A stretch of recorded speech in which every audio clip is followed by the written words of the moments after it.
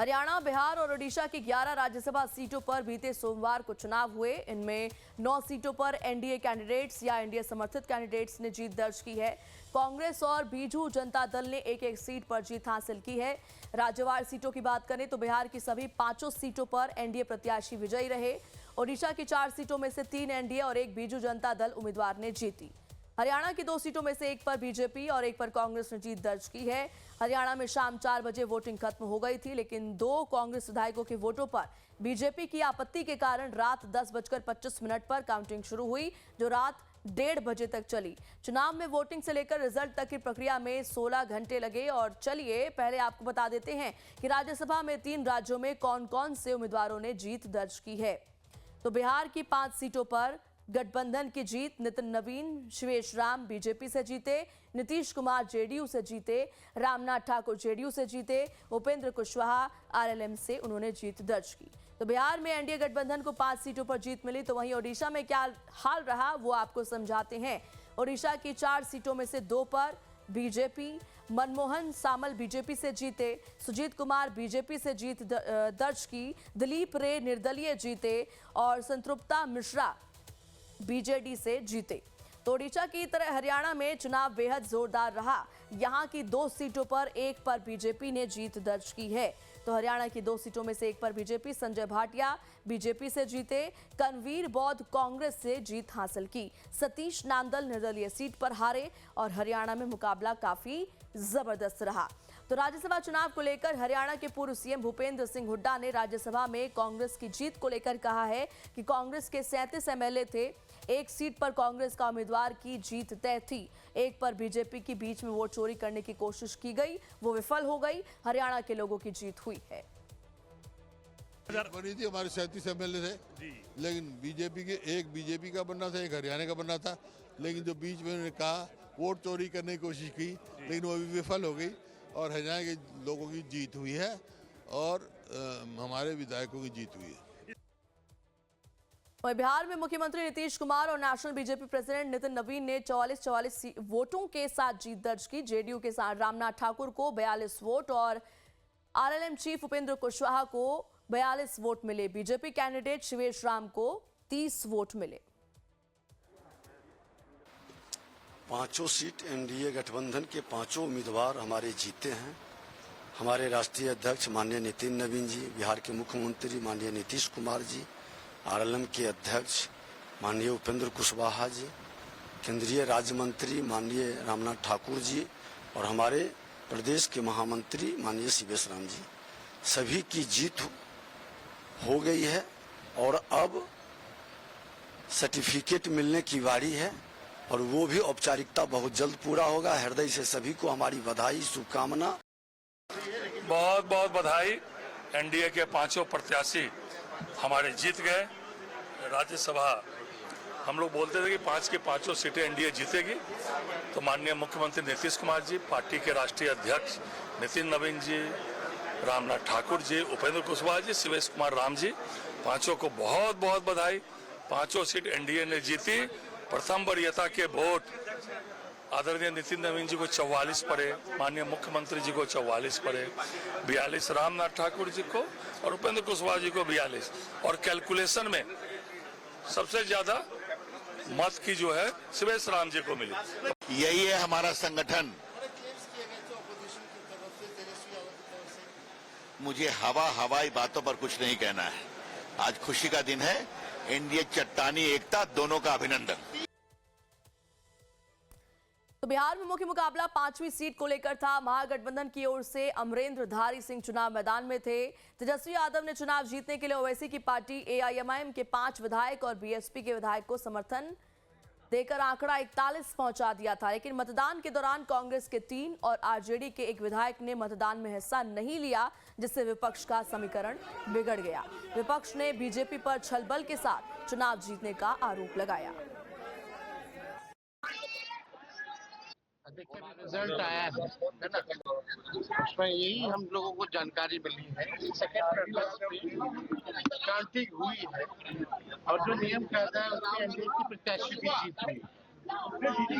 देखिए हम इतना जरूर कहना चाहते हैं कि हम सब लोगों को पता था कि जो हम महागठबंधन का जो स्ट्रेंथ है वो 35 था, जैसे हम लोगों को 6 कम था और एनडीए के लोगों को 3 कम था, लेकिन फिर भी हम लोगों ने लड़ना जो है वो पसंद किया, ना कि उनके सामने नाक रगड़ना या झुकना। ये हमारे सम्मानित सभी विधायकों को चोरी कर ली बीजेपी के समर्थित सरकार है जो इन्होंने जम करके चोरी कर लिया। हमारे 3 विधायक 13 तारीख से लगातार अनरिच थे। देखिए, मैं बताते चलूं कि 13 तारीख के रात तक हमको सभी विधायकों से डायरेक्ट बात हो रही थी और सभी विधायक कंफर्टेबल थे। सभी विधायक बता रहे थे कि हम इंडिया गठबंधन के समर्थित कैंडिडेट को अपना योगदान वोट करेंगे। लेकिन ऐसी कौन सी बात आ गई कि हम 13 तारीख के बाद से हमारे 3 विधायक अनरिच हो गए।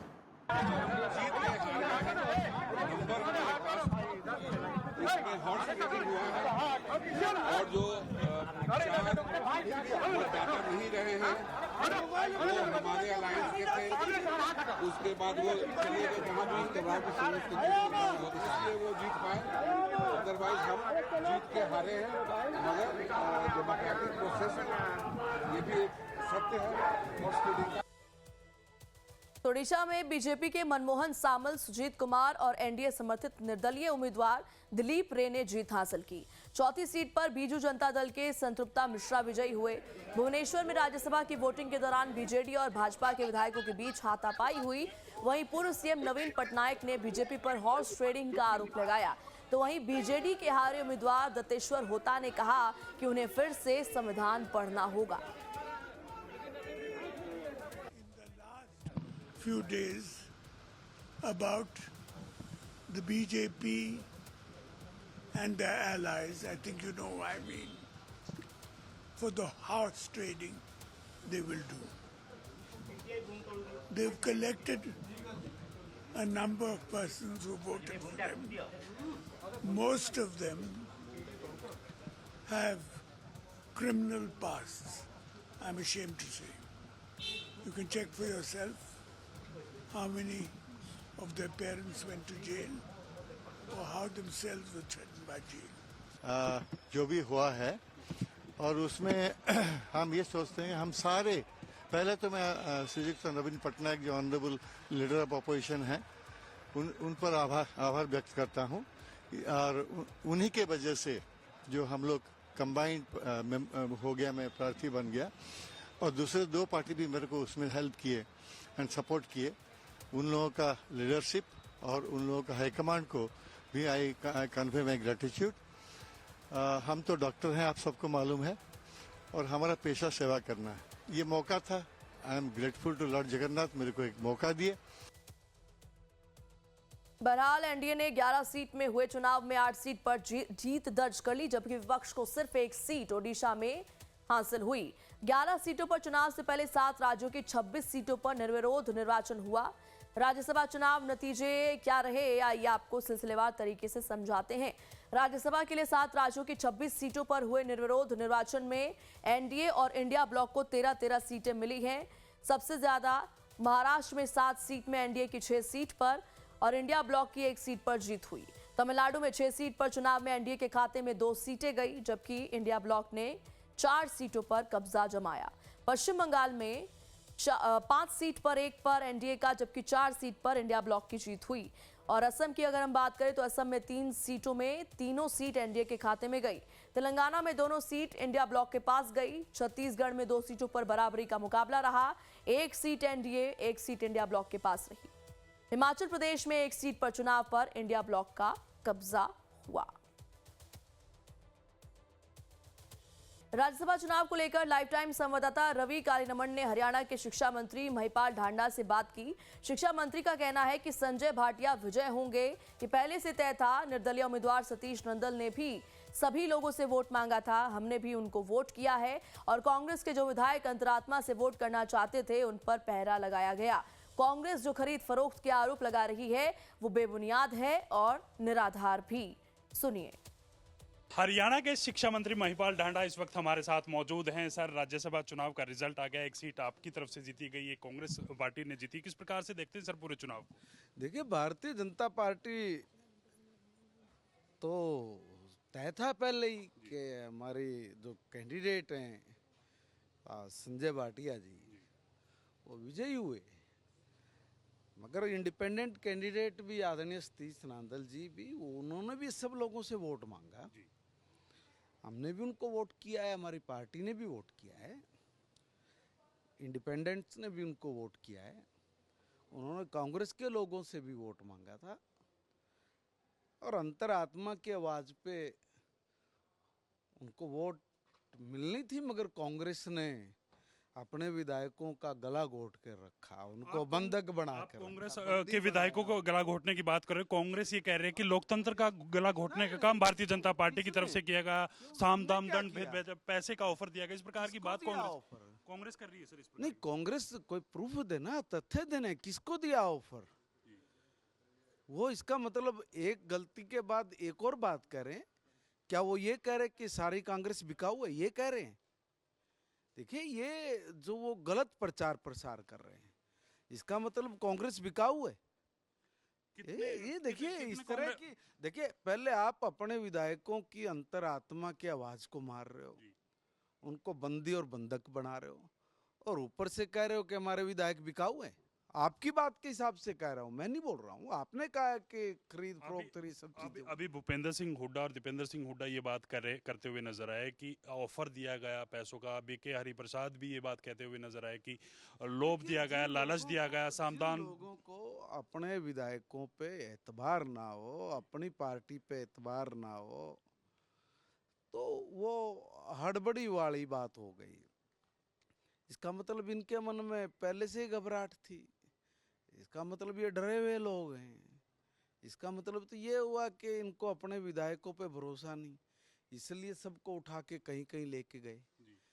देखिए, लोकतंत्र है, और राज्यसभा के लिए जो प्रत्याशी चुन के जाते हैं, विधायकों की अपनी इच्छा होती है कि हम किसको वोट करें, किसको वोट ना करें, मगर बंधक बनाना, बंदी बना के रोक के रखना और फिर उनकी अंतरात्मा को दबाना, उनकी हत्या करना अंतरात्मा की, ये शोभा नहीं। और फिर ऊपर से ब्लेम करते स्वयं अपनी पार्टी के नेताओं के बारे में, बोल रहे कि वो बिकाऊ।